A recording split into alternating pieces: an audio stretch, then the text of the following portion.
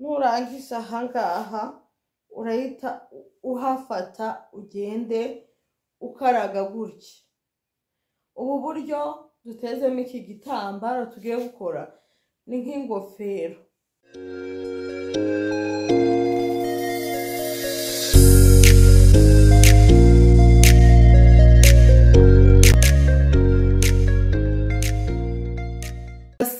Bakunzi mukurikiranye Fofo TV show, muri kano kanya nje kukwereka ukuntu watega igitambaro mu buryo bworoshye bunogeye buri umwe wese. Buryo wagenda mujya mubona abasilamu bateze ukibaza ati babigenza gute, cyangwa se ukabona abarokore bateze ukifuza kuba watega nkabo. Rero ngiye kukwereka intego nziza kandi yoroshye wajya utega ukagenda mu nzira bitagusabye iminota myinshi. Iyo ntego tugiye kuyikora mu gihe gitoya cyane, kandi ndabashimiye abantu mwese mukurikirana Fofo TV show, abantu mwese mwakoze subscribe, ndabashimiye. Imana ibaha umugisha. Mbwira n'umuntu utari wakora subscribe nayikore none aha tujye tugendana, mujye mureba ibintu by'ubwenge bica hano kuri Fofo TV show. Tugiye gufata iki gitambaro cyacu. Mbere yuko rero utega igitambaro urabanza ukareba ubwiza bw'igitambaro ugiye gutega buri hehe. Sibyo, urabona ko biba bidasa. Igitambaro hari abantu bapfa gutega batarebye ko igitambaro gifite ubwiza. Hari aho ubwiza, hari naho impindurize. Ibyo bintu nimba ugiye gutega igitambaro jya ubanza ubirebe. Turafata igitambaro cyacu turahinaho gatoya. Urabibona ko mpinnyeho gatoya, ntago bisabye ko mpina ikintu kinini. Noneho urareba ko bireshya ibintu ugiye gukora, kuko biradusaba ko igitambaro cyacu kiraba kireshya. Sibyo, gifite impande buri ruhande rungana n'urundi, ntago turi bisumbanye. Nurangiza urahita ufata igitambaro cyawe uze uzirike gutya. Urabibonye guys, urazirika uku nguku. Ugomba kuba wabanjemo ikindi gitambaro mo imbere. Noneho urahita ufata iki ngiki cyahangaha. Nurangiza urahita ukibirindura utagihina. Ubonye ko nkibirinduye. Nurangiza ahangaha urahita uhafata ugende ukaraga gutya. Ubu buryo dutezemo iki gitambaro tugiye gukora ni nk'ingofero. Ni nk'ingofero rwose wagiteze buri wese yibaza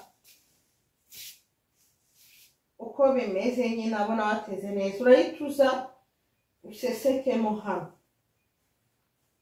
Urasesekamo imbere. So bibonye biseseke neza kugira ngo bitaguhambukana. Urabona ukuntu kano gakaraze kigire ahangaha imbere.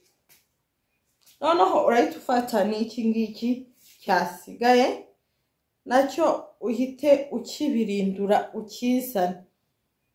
Ndizera ko ubibonye. Uragitunganya ku buryo kirahisha ahangaha inyuma. Noneho nacyo ukizane kirambuye neza. Nugera ahangaha utangire nacyo kizinge nkuko wagize gute wazinze akangaka kambere. Bigusaba ko ugenda uzinga, kuko iyo ugenda uzinga niko ugenda ufata na cya kindi urabona ko nta kintu cyasigaye ku ruhande, byose bibirinduye inyuma. Sibyo, nurangiza kukazinga uraza neza ukegereze aka kandi. iyi ntego ni nziza inshuti zanjye. Numara kukegereza aka kandi urabibona makinga shako ibintu byawe biteganye neza. Nurangiza urahita wongera ugobekeremo ahangaha imbere, ugobeke neza ku buryo nawe nyine urabyumva ukaba wumva ko uberewe. Inshuti zanjye, intego yacu irarangiye. Bantu munkurikiranye, muri kubona iyi ntego imeze, ndizera ko nta bantu benshi murayibonana. Iyi ntego ni nshyashya, yaba n'ahangaha kuri Fofo TV show. Iyi ntego igize gute? Iyi ntego ni nshyashya kandi urabona ko tuyikoze mu gitambaro kimwe. Urabona uru ruhande uri kubona atari byiza, ni ibintu bisanzwe. Ahangaha tukaza twiviringuye. Rero ndabashimiye abantu mwakurikiranye Fofo TV show kuri iyi ntego idasanzwe. Reka mbasabe utarakora subscribe nakore subscribe, mukore share, like na comment kugira ngo tujye tubana mu biganiro by'ubwenge tugira ahangaha kuri Fofo TV show.